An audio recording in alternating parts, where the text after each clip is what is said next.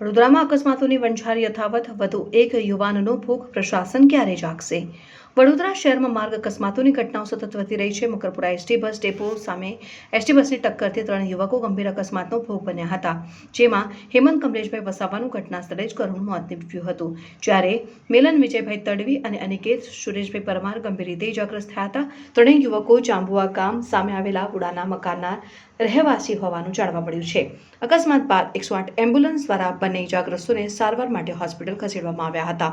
ઘટનાની જાણ થતાં જ 112 પોલીસની ટીમ તેમજ પાંજલપુર પોલીસ સ્ટેશનની ટીમ સ્થળ ઉપર પહોંચી હતી. પોલીસે મૃતક હેમંત વસાવાના મૃતદેહને પોસ્ટમોર્ટમ અર્થે મોકલી આપ્યા. આગળની કાયદેસરની કાર્યવાહી અને અકસ્માત અંગેની તપાસ શરૂ કરી છે. અકસ્માતને પગલે મોટી સંખ્યામાં સ્થાનિક લોકો અને પરિવારજનો સ્થળ ઉપર એકત્રિત થયા હતા. પરિવારજનોએ ન્યાયની માંગ સાથે એસટી બસના ચાલક સામે કડક કાયદેસરની કાર્યવાહી કરવાની માંગ કરી છે. આ ઘટનાએ ફરી એકવાર શહેરમાં માર્ગ સલામતી અંગે ગંભીર પ્રશ્નો ઊભા કર્યા છે.